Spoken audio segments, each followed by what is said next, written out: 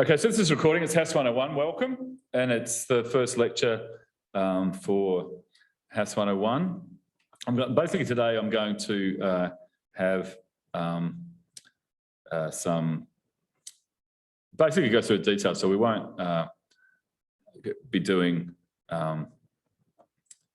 many great intellectual activities, but we'll be just going through the basic details. And so you're here, please ask me questions. Anyone there? I'd like this to be interactive. Okay, here we go. So slideshow, it's been recording. And that's in the way, slideshow from the beginning. All right, look, a couple of points I want to make just to start with. Welcome. This is a unit that I first came up with 6 years ago. And I had a number of aims in it, but one of them was to really kind of start. I mean, people, presumably you're doing it early on in your degree, that's the aim. And it's partly about people thinking about how they go about doing research in the humanities. But also, one of the things I want to do is make a certain amount of pride about you doing humanities units and why they matter and why they're important. And we'll look at, the other thing is we'll see lectures from a range of different disciplines within the humanities.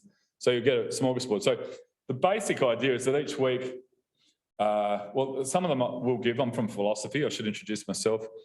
I'm a philosopher, and I've been here since 1997, which is probably before some of you were born, at least in this audience. And so I've been here a long time and watched lots of changes to the university and to the university system generally, and to humanities. And partly, you know, I think what I want to do is emphasise the importance of the humanities, and also make, in a way, connect you up with other students in the humanities. I mean, I think that's really important, that you become a cohort. I mean, both, you know, internally and online, and the internal students here will be able to kind of connect up with the external students. I should say we've just had the good news that Dr. Felicity Joseph has been made a permanent lecturer here. So Felicity is going to teach this with me, so she'll be another unit coordinator. And if anybody's had Felicity, you'll know she's wonderful. So I'm really pleased to hear, well, I got the news yesterday. So you'll notice on the website, it's a little bit, you know, ambiguous about who's teaching. I'm teaching, Felicity's teaching.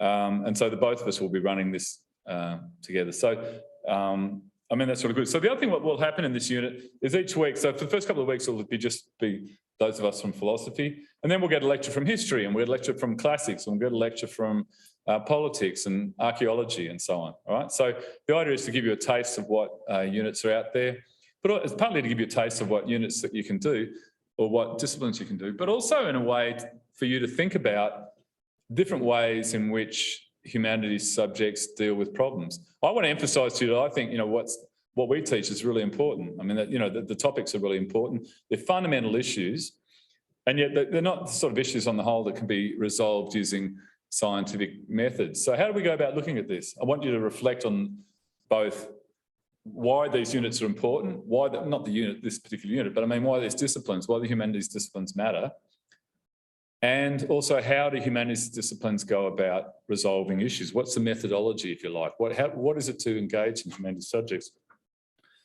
I think, you know, the humanities have been under attack. You know, it's a very different world to the one that when I first came to universities. I mean, I started studying philosophy in the 80s, and, you know, so nearly 40 years ago. And, you know, it was just a different intellectual climate, I suppose. And there has been a tendency to downgrade the humanities, I think, and I'm very, very unfortunate. And it's not true, okay, it's true in Australia, it's not true elsewhere. If you spend a little bit of time, say, in Europe, the humanities there, humanities studies is very much seen as an important part of, you know, the intellectual life and the, you know, I suppose the cultural life of those societies. So it is, you know, a rather unfortunate Australian phenomenon. But I think hopefully things are going to change a little bit. I'm hoping that they will. All right. So what I wanted to do today in part was just to, you know, give some contact details. So first of all, talk about the overall aim of the unit, which I've started to talk about. I just want to flash at the highlight at the moment, or flag at the moment, right at the outset. We'll run there's the pass sections. I don't know if you say pass or pass, all right? That's up there, all right? Those sessions, there's one on Wednesday and one on Friday. I've put it up on the website if people can see it. I mean, I wrote out to people. Those sessions are really about study skills, I suppose, they're run by student leaders. So they're people who aren't past sections, right? So they're in there. And they're run by the student leaders, good students who've done this course or other units in the humanities and done well. And so I suppose the point is that they see things from your perspective to some extent. I mean, it's so long ago since I was a student that I often don't think, well, what's a problem? What is an issue? How do you go about this? How do you go about that? How does the library work or whatever? So it's really at that level, all right? They're in a way mentors. They're student mentors. They're all current students, the ones in this pass. I actually don't know whether it's pass or pass anyway, but anyway, let's call it pass. And these are students who are, second and third years, and they'll be able to assist you with any inquiries that you have, right? And they're really study skills sessions, right? And I strongly advise you to go to them if you can. They'll be online. I mean, one of the people is here at UNE on campus and one's not, but both the sessions are being run online. Really worth your while to go to. Particularly if you're early on in your degree, And one of the other things, I put this unit on in the second trimester for first year, and the idea is to reflect on this. Okay, presumably most of you have already done some subjects. I presume that units, that's all right.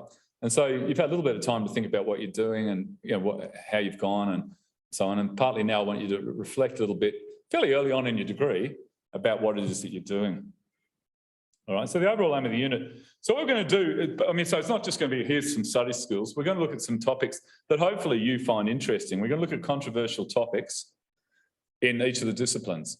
All right, so we'll look at, something about Holocaust denial, or in politics, Xiang's going to talk about the COVID issue, and not the medical issue of it, but just lockdowns and the politics around COVID.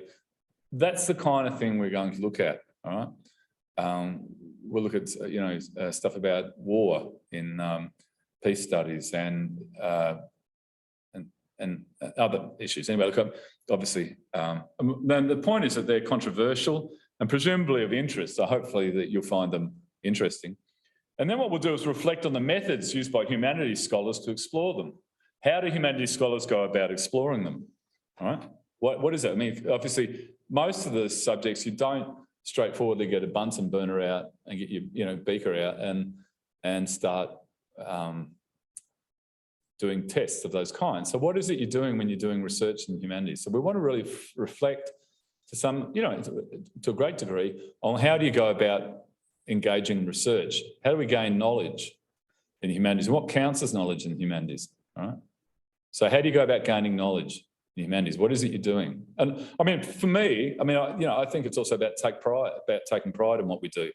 Right? That these are really important topics, and the methods that people use are highly sophisticated. So, a subject like mine in philosophy, it's been going for 2,500 years. There's a line of continuity back to the ancient Greeks.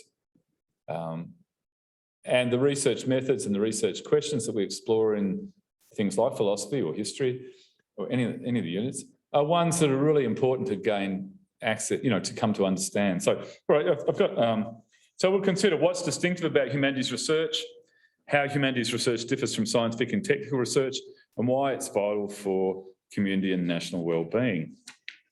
Right? So, in a way, I'm just paraphrasing just repeating what I've just been talking about. But what is distinctive about, what is it about the humanities? All right? You're all enrolled in humanities subjects, so presumably, you're interested in these topics, all right? What is it that distinguishes them from other kinds of forms of inquiry? As I say, how does it differ from scientific research? How does it differ from technical research? And I'll run a line here that is vital for community and national well-being. And you might think, well, why would you need to do it? But given the kind of attitude that there has been towards the humanities, I think within the broader culture over the past 10 years, I think it's really important to just reflect and think, well, this is what matters about it, and this is what we do. All right. So that's the overall aim, and this will become clearer as we go on. All right, it'll become much clearer as we go on. So most weeks, on the whole, there will be a lecture from somebody, say, from politics or archaeology or history. A variety of different lectures. So the first lecture will be from a discipline on a controversial topic. And the second lecture, the Thursday lecture, will be myself or Felicity giving a reflection on it in terms of the more overall aim. So what there'll be is the Wednesday lecture will be a discipline-specific lecture, all right? So it'll be about something in archaeology, all right, for instance, you know, about archaeological research. And then there'll be maybe, and there will be some change in them because the topics they discuss, there's lecture stuff there, but they might well change stuff as they go too, all right? And because part of it's to keep it up to date. So if some of them, I mean, one of the things if some of the lecturers come in, we'll let you know if they're going to change the topic that they're doing. It'll still be archaeology or history or politics, but nonetheless, it might well be the case that they decide to make a little bit more, up this, some topic from the moment. So for instance, last year, there had been stuff on American elections in the past and politics, and last year Xiang came in and did something on COVID, all right? And I think that's really important about keeping this up to date. So just be aware that sometimes, but we'll flag it well ahead.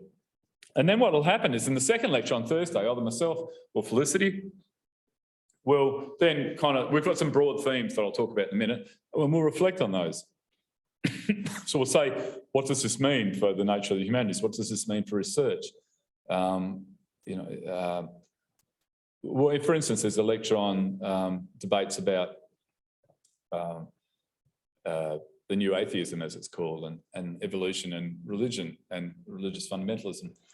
And in the lecture, the philosophers will look at arguments for and against the existence of God. So there's kind of a philosophical analysis there. It's that kind of thing, right, about that we'll do. So you'll see, as I say, most weeks there will be a lecture by a discipline about a controversy, and then the following lecture will be, well, it says there from yours truly, but now that we've got Felicity on board, it might well be her as well. So we'll work out how that's, she's taught it in the past, I've taught it in the past, so we'll just work out which she does and which I do. So, won't do it so much today. There'll be discussion. I just really want to do housekeeping day, but tomorrow there'll be this introduction and we'll talk about some key themes in humanities. I will touch on them, but nonetheless, it'll be more in detail tomorrow. Hey, also, look, if there's anybody got a question, please stop me. All right, so I'd like this to be, both online, those of you can hear me, and those here, please interrupt. Please interrupt. The sciences and humanities. So next week, we'll think about a general question about the sciences and humanities. What's the relationship between the sciences and humanities? Then there'll be a discussion about, from history, the history wars, when is genocide, not a genocide. We'll talk a little bit about evidence, arguments and reasoning, and this will be philosophy again. So this week, the fourth week will be us, either myself or Felicity or Sandy Boucher might also give a lecture, who's teaches logic here. And what we'll look at here is, one thing that philosophy really can contribute to your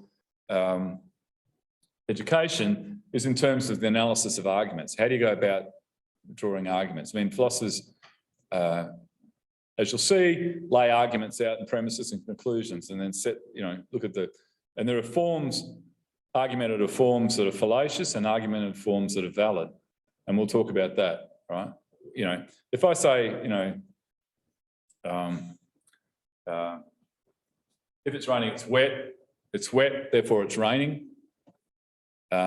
Is that a valid argument, do you think? No, why not? It can be wet for reasons. Yeah, good, okay. So good, and you picked up on that straight away. So if it's raining, it's wet, therefore it's raining. That's an invalid form. And then it's called affirming the consequent in philosophy. So, just to give you an example, this is kind of stuff we'll talk about that week, but can that be seen? Okay. So you go if P, then Q, is that right? If it's raining, then it's wet. That looks like we put raining, then wet, and we go Q, rain, wet, therefore P, raining. And you can give me a counterexample why that's wrong. Because you can say, well, of course it could be wet outside because, your little brother's been holding the hose or something, or, whatever. But if I went the other way, how do you reckon I can do that justifiably? What would be a legitimate way of doing that? P, therefore Q. Yeah, cool. Thank you. P, therefore Q. All right. So, I mean, okay, the first one I just did in there was called the affirming consequent. All right. And this is called modus ponens. It's got a Latin name. You know, and anyway, look, I don't want to get too far into that, but the point is that for the philosophy stuff we'll look at is actually about, you can understand how arguments go wrong. So you immediately got the idea, you know, you can think of a counterexample. Why? Here's a case where if P then Q is wet, therefore it's running. You just by using a counterexample. But what we do is actually do it semi-formally, so you can actually look at the structure of it and know why it's wrong. All right. So it's actually really useful. I mean, that's just a fairly simple example, but that's what we'll kind of do. And hopefully it's about the way that you put. I mean, philosophers are really interested in validity, and they don't mean truth. I mean, validity and truth are distinct in philosophy, right? Truth is about propositions. If it's raining, you can say it's either true or false, right? But that's truth, all right? What's about truth? The truth of propositions. But what we're interested in validity, which is a relational property between premises, these premises and conclusions, all right? And so what we'll do that week is look at how the structures of arguments, what kinds of formal. Something really should be taught at school, I think, but anyway, it's not. And how you analyse evidence, how you analyse arguments. All right. So hopefully that'll be really useful for other material you're doing. We'll do something on the origins of culture in archaeology.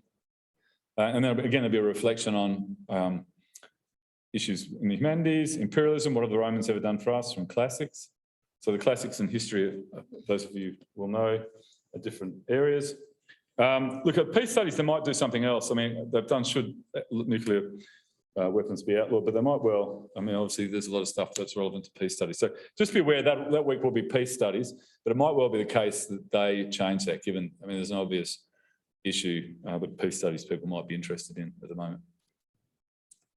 The stuff on political disenchantment, again, I should have changed that. That is changed to COVID, so it's my fault. I should change that. The intelligent design, controversy and studies in religion, Indigenous constitutional recognition, which again is an issue, and then finally further reflections on the relationship between sciences and humanities. And again, that's a philosophical week. All right, lectures are being recorded. There are readings. The readings are up there now. The list of readings should be there. You should be able to access them. We got onto the web this morning and made sure that was the case. So my email, contact me by email. There's a critical review. Now, I just want to say something about this. It's due on the 7th of August. And okay, look, there's two topics there. One of them is a little bit out of date. And Felicity and I were talking about this morning, it was about Trump. So we're going to put another, and it'll probably be up there by tomorrow. Felicity's doing that. And what we're doing is going to put something about the COVID that'll come from the politics department about COVID. Now, what the idea is, a critical review, we just want you to analyse the arguments possible. We'll say a little bit more close to the time, but there's critical review is you look at two pieces of literature, right? Basically two articles. And the idea is for you to kind of analyse it. And you'll get, analyse in terms of possible biases, how good is the argument, that sort of stuff, analyse it critically. It's 1,500 words. What are they trying to say? How well do they say it? Is it something you think is plausible? All right. So, the 7th of August, that's due. You get more details, but just be aware that's a critical review. It's basically an essay looking at a couple of articles, and the aim of it is to try to, evaluate the two of them. All right. There's an essay plan. Now, what this is an opportunity for you to, it's worth 20%, it's 500 words, is actually, in a lot of units, and this is sort of a teaching moment, it's a teachable moment, if you want to put it that way. So in a lot of units, what you will have is suddenly you've got one big essay and you haven't had much opportunity to do anything with it, and it's worth 60% or whatever. In this case, you get the plan and you'll get feedback on it, and the essay plan will be then the basis of the essay that you write, all right? So it's 500 words, it's 20%, and you'll get feedback. So basically, we're assuming this is a first-year unit. A lot of people, only coming to, study maybe for the first time or coming back to it after a long time. And often it probably seems a little bit unfair if you've just got a massive amount of your assessment based on something without little feedback. So the idea of the essay plan is exactly that. You'll get feedback on it, okay? And then offer the essay, that's due on the 2nd of October. So that's the assessment. The critical review instructions, there'll be 3 actually now. So just because well, the one that's there's one on Trump, and it's a bit outdated. It's about 3 or 4 years old, right? So if somebody's looked at it and wants to do it, they can, but there'll be 3 pairs of documents. So we just worked that out this morning. And what are the main arguments in each piece of the writing? What are the underlying assumptions are evident? So partly it's to say what are the arguments, but also when people are arguing, there's also implicit assumptions. When people say stuff, I mean, not everything that they are saying or communicating is explicit, right? Is what you might call implicit. So it's a little bit hard for you internal students to read properly. How's that? Put that down there. What underlying assumptions are evident? So just be aware, it's not just what's said, but it's what's not said that's implicit. Think of an argument like, I don't know, this very ancient. Bob Hawke is a politician, and therefore Bob Hawke is a liar.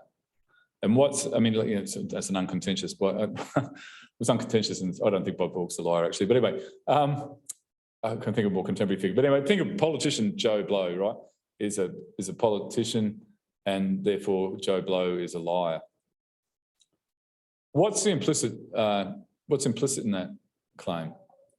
All politicians are liars, right? So, in that, but we communicate. Well, that's what's in philosophy we call that an enthymeme. An enthymeme is an argument with some of the premises not explicitly stated. Right? And we all talk like, it's not like that's invalid. Life is short. You don't lay out all the premises, when we're speaking. But often in philosophy, what you do is to tease out what's implicit. So, and certainly with this, what assumptions are evident? Because sometimes what's most controversial is what's not said. It's just what's, implicitly stated. Right? So what underlying assumptions are evident? What perspectives are the authors writing from? So partly it's to kind of think, well, where are they coming from? Who are they? Often if I'm reading something on the net now, I used to read newspapers once upon a time, but, I go to the bottom of it and think, well, who is this person? Where are they coming from? Think about all the debate about Russia, for instance, the Russian war. You look at articles and something comes up and you think, oh, hang on, it's come from, there's a lot of different material going around, in the fog of war. You sort of try to work out who is this person, what's their angle, why they're saying what they're saying. Does the evidence support the argument? Is the evidence reliable or convincing? And is the argument internally consistent? So I'll just that again. Is the argument internally consistent? Does the conclusion logically follow from the evidence? So that gives you an idea what that's that first task. There'll be skills guides each week that are there. And so each week there will be, the idea, this is basically, hopefully it's interesting. I hope you find the topics interesting. But at the same time, we're trying to give you some skills that will help you when you're going through your degree. That's the hope, all right? Or the aim. The skills guide was an argument, discussion of arguments. So there's each week, and there's material there on all of these topics. And that'll come up as we go through. There'll be work there for you to do, thinking about all of that. And presumably the PAS will be able to talk with some of that with you too.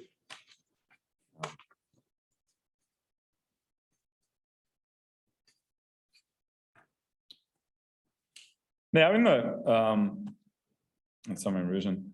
All right, so you'll be assessed on your understanding of the ideas in the documents. It's about the critical review, the ability to explain and communicate those ideas, the capacity to provide insightful analysis of standard similarities and differences between the sets of documents, the ability to express your ideas clearly with accurate spelling, grammar, punctuation to structure the essay coherently, and the use of appropriate referencing formats. All right, so look, really, in that aspect of it, skills development.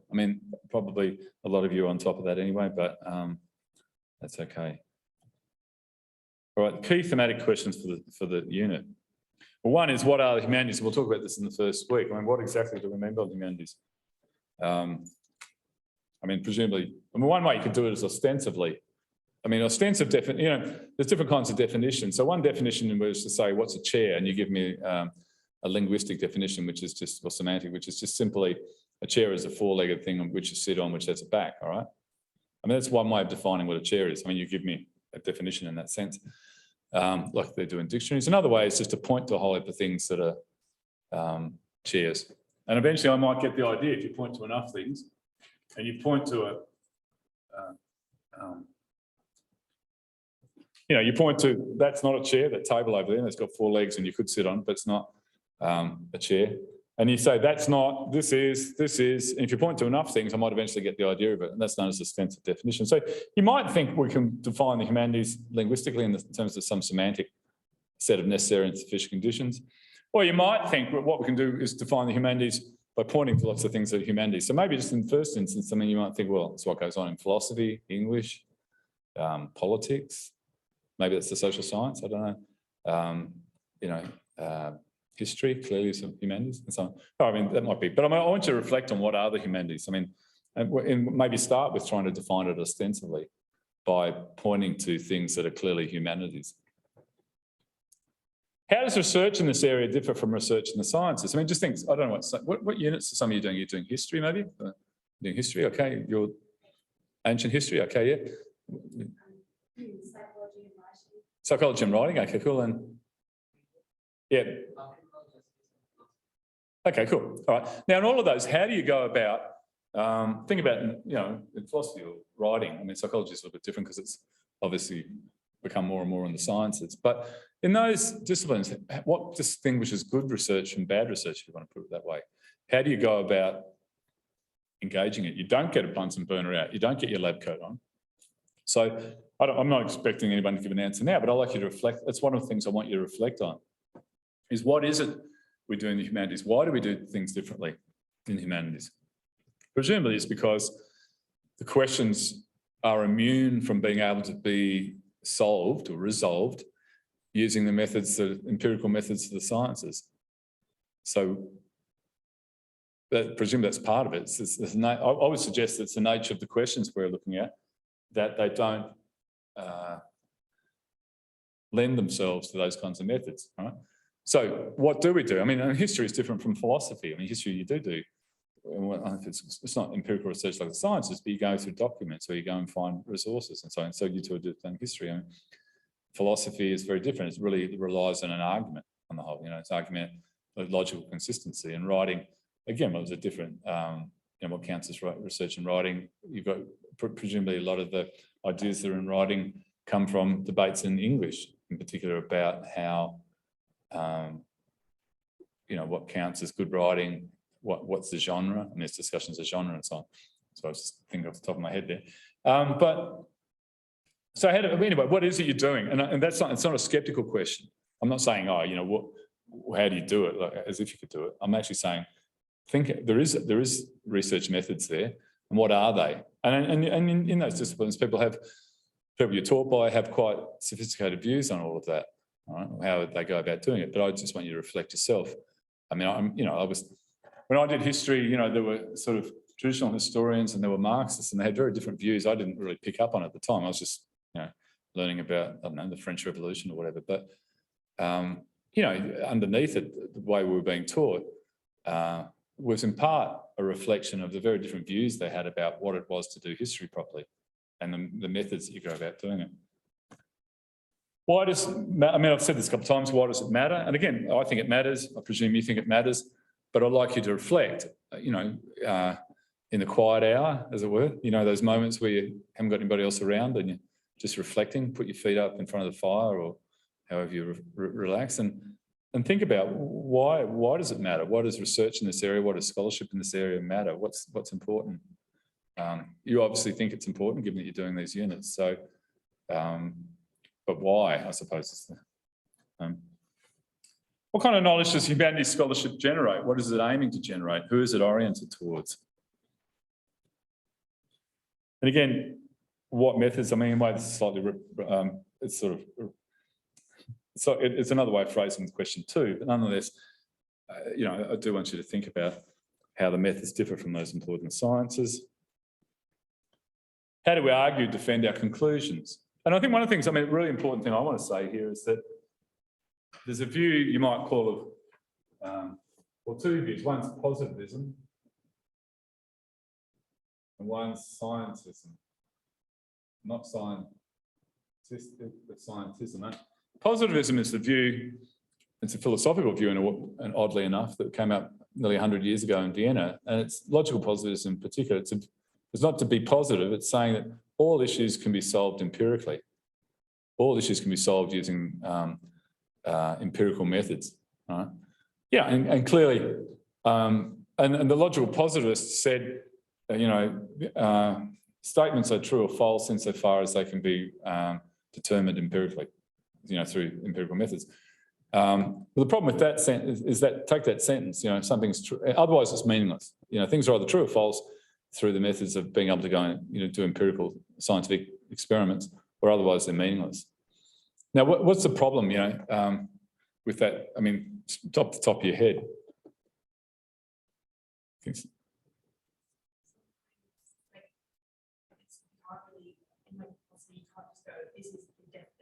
Yeah. Yeah, so there's some questions about interpretation, that's true. But just, I mean, just take, and that's good, just take this sentence,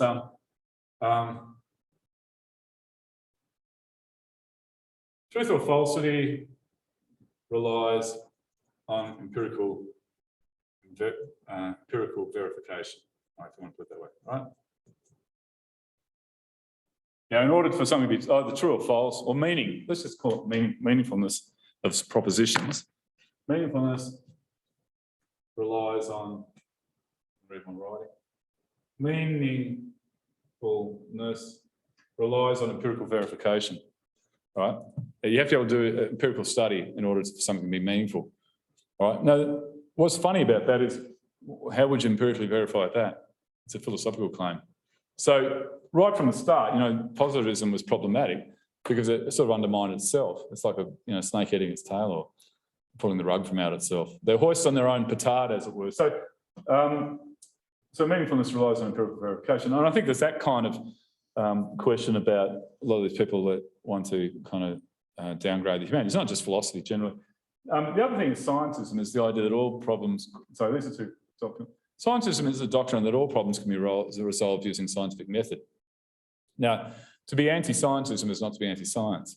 To be anti-scientism is simply to say there is a proper domain for questions to be resolved by science, and there's a proper domain of questions that can't be resolved by science, and some of those are resolved in, you know, determined in the humanities. So, like, I'm a big fan of science, you know, but a lot of us wouldn't be here if it wasn't for science, for instance, you know. But at the same time, there's a matter of, scientism is the view that every question can be resolved using the methods of empirical science. And you see this all the time, you know. And also, so I think it's about boundaries. Right? So anyway, how do we argue or defend our conclusions? Obviously, we do so differently than the humanities. And the mere fact that we don't use the same sorts of methods that scientists use is not a reason for rejecting them as legitimate intellectual forms of inquiry. To what extent do different humanities subjects employ different methods? Given this seems to be true, how do the methods differ? We'll just take English or writing, take history, take philosophy as examples. The methods of, you know, resolving issues and addressing issues are very, very different. A historical issue, you know, why did the war in Ukraine start in, you know, February 24, 2022? I mean, it's a historical issue, and you'd have a whole lot of arguments. They're very, you know, similar. Why did, you know, what happened in, you know, 1066? Similar kind of thing, you know. Just to pick another kind of debate time. So, but history is obviously going to do things slightly differently than the way that philosophers do it, or the way that archaeologists. And interestingly, some of the archaeological material, I mean, one of the lecturers here, Professor Lloyd Weeks, does a lot of really interesting work looking at using metallurgy to discover trade routes prior to written history. So he's looking at what we call prehistory. There isn't any kind of record of what was going on. And he'll find that, there's a plate or something here that's got a type of, I don't know, copper or whatever in it, a bowl or something, it's got some copper. It can only be gained in some part that's 2,000 miles away. And so you can start to realise that there were trade routes. So that's a nice way. I mean, there's ways in which you can get this really nice interaction between historical material, for instance, and, the scientific material of, say, metallurgy. And you get these really lovely kind of interesting outcomes by integrating scientific material of that kind. Right, what's a dominant method in your area of study? Is there a canonical accepted method, or is the method itself in dispute? I mean, and there are lots of, universities go through massive periods of change in terms of, we might call it fashions, maybe not, between the, and often it's about methods. I mean, when I was a student, postmodernism was starting to come in. There was traditional literary, which was Leaversite. I did English as well as philosophy. So there was a guy called F.R. Leavis who had a particular way of examining issues in English. And, I thought, well, that was the traditional method, right? And along came the postmodernists who wanted to kind of, a very different kind of analysis of text. And often what they were doing was looking at the psychological assumptions built into the author, and so on. So it's very different from, you started to kind of, there's all this stuff about the death of the author in English and, well, literary studies generally. And so the idea there is, we're not so much interested in what the author's intentions are, but what's maybe the assumptions and psychological assumptions and so on built into the discourse, as it were. Okay, well, that was just what was going on when I was a student in the 80s. And, there was a young generation attacking the older generation. What I didn't realise was that, 20 years before, this guy Leavis was a radical who was attacking an earlier version. So there's a book called Sandstone Gothic by Andrew Reimer, who used to write the Sydney Morning Herald, and he died recently. But Andrew Reimer talks about being a student in the late 50s and early 60s at Sydney University.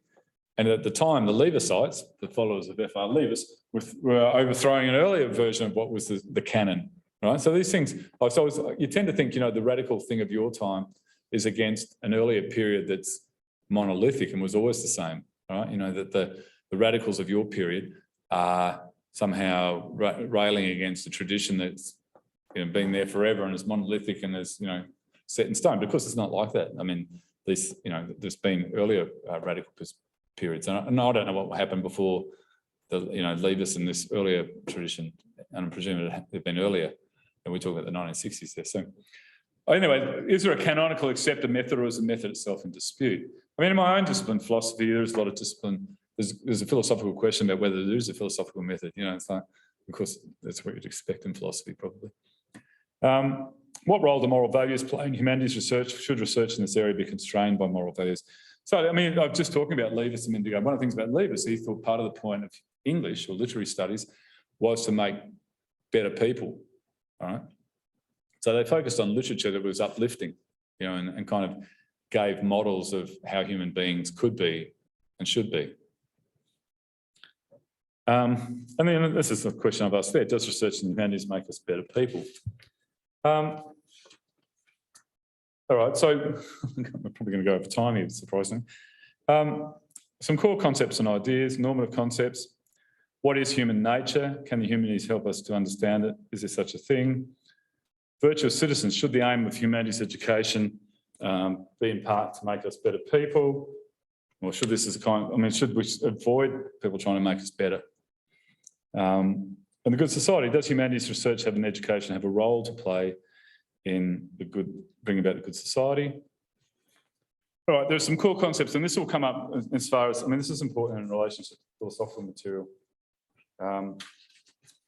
And these will, as I say, this will come up in the philosophical reflections. So the first one is what's known as cultural relativism. Well, epistemology is about theories of knowledge. How do we gain knowledge? What counts as knowledge? What is knowledge, right? You might say it's justified true belief. Well, that's a claim in epistemology. How do we know when we've got knowledge? What counts as knowledge? Is there such, is there such a thing as knowledge? And is knowledge culturally relative? So the first question there is about to what extent values and knowledge are relative to culture. And it's usually opposed to some form of universalism. And I want you to think about that. To what extent is the knowledge that you have, in some sense, culture bound? Is cultural relativism correct or a mistake? Another question here is objectivity and subjectivity. To what extent, given the speculative and interpretive nature of humanities research, is objectivity achievable? I mean, we try to be objective, so it doesn't just reflect our own subjective perspectives, presumably. But to what extent is that achievable? Scientific method in the humanities. What is it about the scientific method that's invaluable? What is a scientific method? I mean, I'm cracking jokes about Bunsen burners, but what is it that you go out, maybe you're a follower of a guy called Karl Popper and think, hypothesis, you put forward a hypothesis, then you test it, then you modify the hypothesis in relationship to the findings you have. All right, so what is, science, I think in part here is think about what science is and what is the method of sciences and what's valuable about it. And I'm certainly not, as I say, I'm a big fan of science. So I think that it's really important that we reflect on those. So if methods not used in the humanities, then what methods are used? Should they be used? So I think I skipped. Oh, no, I did talk about that. Okay, cool. Look, I won't go on too long. There's a reading for this work, Sarah Churchwell, and I just want you to have a look at it. I will talk about it a little bit more detail now. Look, I've got some. Yeah, look, I won't, because we'll talk about it in more detail about this, but look, I'll briefly go through this. I'm probably running over time. But there's an article that I just want you to reflect on why the humanities matter. She says, she gives a definition. The humanities is the study of what makes us human, or what it means to be human. All right, there's a definition. I'm not necessarily defending that. I want you to think about what you think the humanities are. Is that a good definition? If so, what does it tell us about why the humanities matter? It's a study of what makes us humans, according to Sarah Churchwell. So the readings in there, and the readings are up there now, so you should be able to find them. I know I was just trying getting the reading list up. Well, I suppose human as it's distinct from what? And this definition implies we're looking for what demarcates the human from other categories of life. Okay? And she talks about the role of narrative in this, in the humanities. We understand ourselves and our worlds through the telling of stories, through literature, art, music, theatre, film, TV, and computer games. It doesn't really fit philosophy in a way, though in the narrative thing perhaps, but certainly in philosophy we understand ourselves and come to understand ourselves. And if we don't, then there's something wrong with the philosophical question, I suppose. All right, does that make sense? This is one way of understanding humanities. I'm not saying this is the answer. I'm just suggesting to you this is an important way of understanding what's going on. But whose stories? Churchwell's point is we live in an age with a proliferation of stories, most of which are not ours. Right? There's lots of stories out there. We're being told all sorts of stuff, and most of them aren't ours. So, what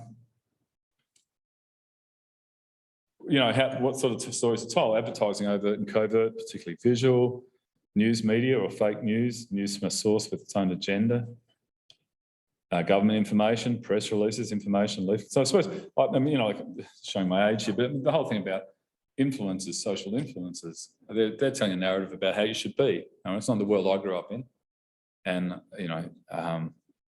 but it's no better or worse. It's just a different way of people influencing you.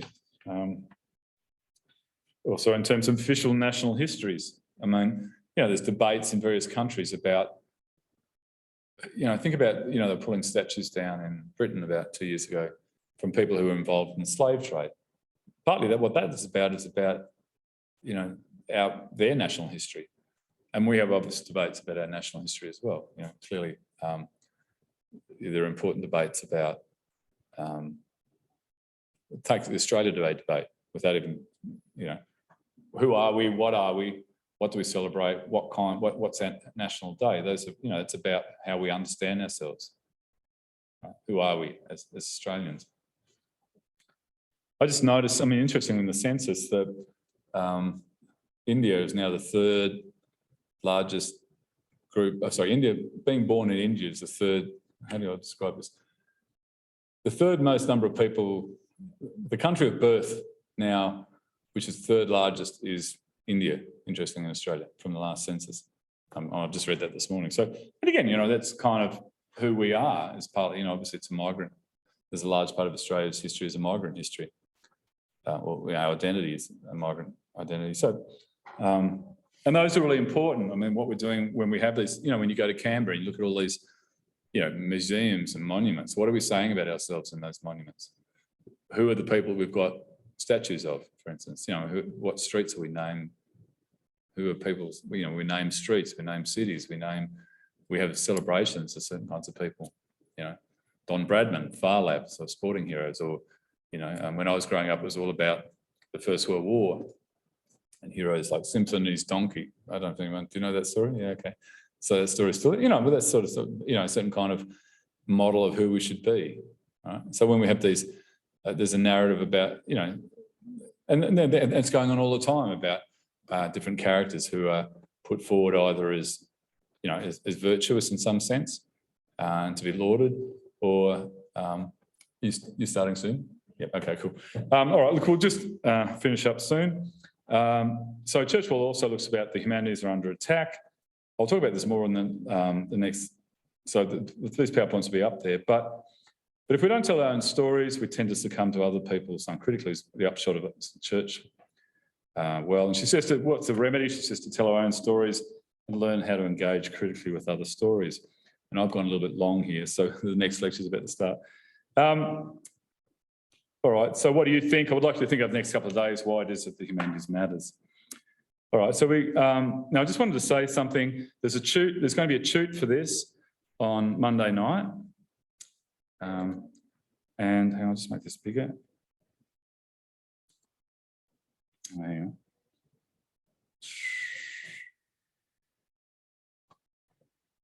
Hang on, just bear with me. There we are. All right. So there'll be a toot Monday night at 7. Go to the Zoom link for those of you there. And for the internal students, we will do it Thursday after this lecture, which is tomorrow at 1. All right. So, I mean, hopefully people can get along. I've made it after hours so that people can get there, and we'll end it there. So anyway, I look forward to teaching this, and hopefully we'll go on with Church World tomorrow. Okay, thank you.